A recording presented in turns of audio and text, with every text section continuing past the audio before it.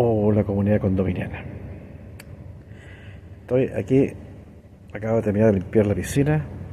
Hoy día es domingo 15 de septiembre. Voy a hacer un video que no tiene nada que ver con el tema de los condominios. En este momento el tema de los condominios está en un proceso de reflexión, como dicen ahora. Me han invitado a algunas reuniones en las cuales han participado gente del Ministerio de la Vivienda, en Servio, de la municipalidad, pero preferí no ir porque no quisiera meter elementos que distorsionen o creen conflictos. Las nuevas autoridades o las nuevas personas encargadas tendrán que tomar ellos el camino que consideren que es el adecuado para satisfacer las necesidades de las comunidades. Yo estoy en un proceso de, como digo, de reflexión, de cambio. Estoy preparando mi casa, aunque la voy a vender o arrendar, porque me voy de acá de Santiago, me voy a La Serena. Estoy construyendo una casa, así que yo creo que en un mes más, un mes y medio más, estoy en La Serena, y ahí haré otros videos. En todo caso, el video que voy a hacer ahora es en recuerdo de las usinas de Huachipato en Concepción. Yo estudié en la Universidad Técnica Federico Santa María en la sede de Concepción. En realidad está el Talcahuano, pero más conocido por Concepción, ¿ya? Y el año 1975, en realidad me fui el año 74, pero el año 75 me fui a vivir en una pensión, ¿ya? Porque los estudiantes universitarios en ese tiempo, cuando no tenían posibilidad de estudiar en la ciudad en que residían, iban a vivir a otras ciudades donde se podía estudiar, donde nos daba. Bueno, para cuántos años, una historia muy interesante. Y quiero dejar este testimonio porque es digno de hacerlo, y no creo que esté documentado ni esté en el imaginario chileno, ¿ya? Es la relación que existe de la usina de Huachipato con la Segunda Guerra Mundial, donde están involucrados alemanes e ingleses. Yo vivía en la casa, en una pensión, en un altillo de un segundo piso de una casa de una señora alemana. Ella se llamaba María Schneider. Su nombre de casada era Marida Bossel. Su marido fue Otto Bossel, un soldado alemán que peleó en la Primera Guerra Mundial. Ella me contó historias muy interesantes respecto a cómo es vivir un estado de guerra, como fue la Primera Guerra Mundial en Alemania. Ella vivía en Berlín. Bueno, eso va a ser otras historias.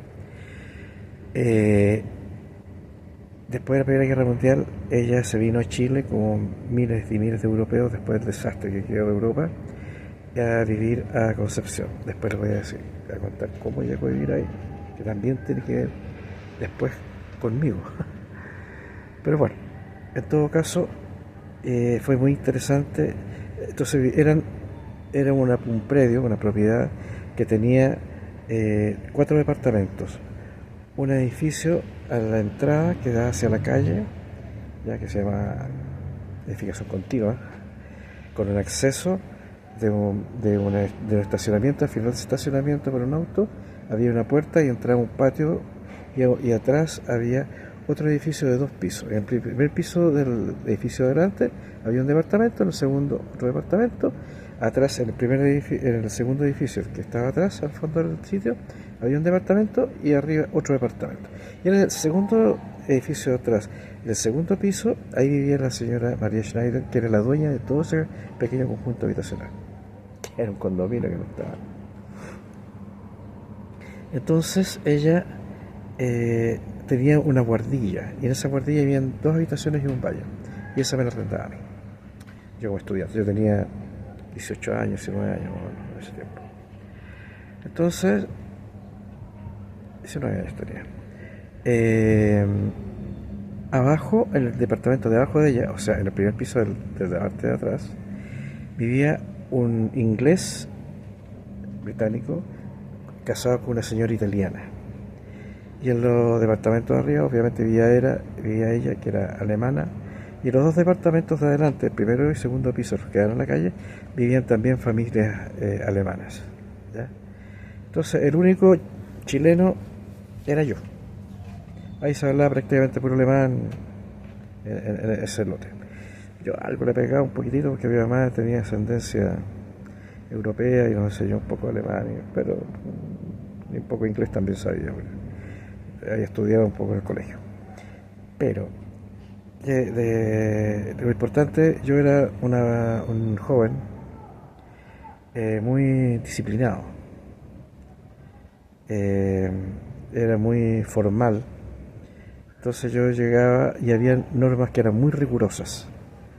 Mi mamá, ella como tenía también una formación alemana, éramos 6 hermanos, mi papá viajaba mucho, entonces ella prácticamente nos crió solo, entonces había un régimen muy estricto de disciplina y de funciones dentro de nuestra casa. Entonces yo estaba acostumbrado a eso, cosa que no se ve mucho ahora. Entonces había un protocolo. Se me entregó una llave de la reja, de las dos rejas, de la reja que eh, entraba, iba desde la calle al estacionamiento donde cabía un vehículo, y después había una segunda puerta con una reja que accedía al patio de atrás y la puerta de la casa del departamento de la señora María, que es donde yo vivía. Entonces tenía 3 llaves. Y rigurosamente se me dio instrucciones de que había que mantener las puertas cerradas. Y yo, muy riguroso y muy obediente, lo hacía. Más o menos como esto ha sido el año 75, 76, en una oportunidad yo salía en la mañana, a veces volvía a media tarde, después salía en la tarde, volvía en la noche, pero siempre era el protocolo era muy estricto, ¿eh? Y en una tarde fui a la universidad a clase, volví a media tarde, estaba en la casa, después salí a tipo 6 de la tarde porque estaba atardeciendo, y salgo y aparece este señor inglés que yo lo había visto muy pocas veces, eh, y se me tira encima, no agrediendo, sino que retando de manera muy efusiva, muy fuerte, en un tono muy elevado. Yo medía en esos tiempos 1,70 m y él de haber medido 1,85 m, era un tremendo persona de unos más de 60 años de edad, ¿ya? Entonces, un adulto, pero muy fornido y me hablaba y me gritaba en inglés que aquí y allá, y yo no lo entendía mucho, la verdad. Y atrás apareció la señora que era italiana, ¿ya? Y lo calmaba, por favor, que se calmara aquí y allá, y ella me pedía disculpas, que lo perdonara a él, que no tenía yo ni una responsabilidad, pero yo no entendía lo que pasaba. Entonces, bueno, ya lo calmó y me hicieron pasar a su casa, que es la planta baja del edificio donde yo vivía, que eran 2 departamentos, el de arriba donde vivía la señora María Schneider y yo, y abajo donde vivía ellos. A todo esto la señora María Schneider en ese tiempo tenía 85 años, ¿eh? Yo tenía 19. Después ella muy simpática, la señora, te hacía muchas bromas respecto a ese tema. Bueno, entonces ella, pucha, me hacen pasar, me sientan en el living, este señor inglés, bueno, ahí se disculpa en inglés, ella me traducía porque no hablaba español, ¿ya? Entonces me cuenta la historia. Yo, no sé, tengo una atracción para que la gente me cuente sus historias. Yo siempre en esa época era bastante introvertido. Ella me cuenta la historia y me dice que él trabajaba en Huachipato. Él me hablaba y ella me traducía. Él trabajaba en la usina de Huachipato y que él era inglés y que ellos se habían conocido en la Segunda Guerra Mundial, ¿ya? Cuando los aliados invadieron Italia, ellos fueron venciendo, bueno, las tropas italianas que eran de Mussolini y fueron avanzando hacia el norte, y ella vivía en la ciudad de Bolonia, donde hay una salsa boloñesa, ¿ya? Y ahí ella me contó algunas historias. Ella era una jovencita de 16, 15, 17 años, una cosa así, una lolita. Entonces ella me contaba que ella vio muchas cosas, como los soldados alemanes, pues fueron invadidos por los alemanes en un momento determinado, trataban a sus conscriptos alemanes, cosas muy terribles. La cosa está que incluso me contó de que su casa había bombardeado en muchas oportunidades la ciudad de ella y nunca le pasaba nada a su casa. Pero el último bombardeo sobre Italia, que destruyeron su casa, ¿ya? Entonces, los ingleses y los aliados, ¿cierto?, norteamericanos y otras nacionalidades, fueron avanzando por Italia hacia el norte hasta liberar toda Italia, ¿ya? Y siguieron después combatiendo. Después llegaron a Alemania y Yugoslavia y todos esos estados que aparecieron después, ¿ya? Polonia. Y ella conoció a en ese momento marido, porque él era un soldado británico. Era un soldado inglés que había combatido y había sido parte de las fuerzas de ocupación de Italia. Bueno, y que así como en las películas que hay, en que la niña se enamora de un soldado aquí y allá, ellos tuvieron un noviazgo, me contaba, porque estuvieron asentados un tiempo ahí, y después siguió combatiendo, ¿ya? Y él le prometió que cuando terminara la guerra, él iba a regresar por ella y para casarse y llevársela a Inglaterra. Lo cual fue así. Por eso ellos estaban ahí, ellos se conocieron en plena Segunda Guerra Mundial. Pero la historia no termina ahí. Resulta de que, por otro lado, este inglés, me contaba, era mecánico, ¿ya? Y él había sido enrolado en Inglaterra y lo habían destinado a pelear en África con el general Montgomery contra Rommel, ¿ya? Del Africa Corps. Y los combates que hubieron aquí y allá, ¿verdad? Entonces él iba en la retaguardia, porque iban avanzando por África, el desierto del Sahara y todo eso, iban avanzando. Entonces ellos iban reparando los vehículos, los tanques, y los iban haciendo mantención, echando el combustible. Entonces ya iban en la retaguardia, y en la medida que iban avanzando, ellos iban capturando prisioneros en los avances. Entonces ellos en la retaguardia, y les quedan custodiando, además de su trabajo como mecánico, custodiando a los prisioneros. Y así pasaban muchos días y semanas y meses en que iban avanzando, y cada cierto tiempo venían de otras guarniciones, o venía un grupo de soldados, una brigada, a buscar a todos los prisioneros acumulados que tenían, y se los llevaban a los campos prisioneros. Por tanto, los prisioneros que ellos tenían, custodiaban, eran ingleses e italianos, que había muchos italianos peleando también en África por los alemanes. Entonces, bueno, hay que pensar de que ellos eran jóvenes, 17, 18, 19 años, como yo era en ese tiempo cuando me contaban la historia. Y este inglés, siendo mecánico, soldado británico, custodiaba, y los soldados que estaban prisioneros eran jóvenes como ellos, que eran de Alemania, de Europa, de distintos países, Italia, ¿ya? Y bueno, y se conversaban, no eran enemigos así, no, eran personas que eran víctimas de una guerra. Ambos eran jóvenes que no tenían pito que tocar en la historia, y los mandaron a combatir, tal cual como está pasando en Ucrania y en Rusia, a combatir en territorios por cosas que ellos no entendían. Entonces se crean lazos, nexos, se crean situaciones de comunicación, ¿ya?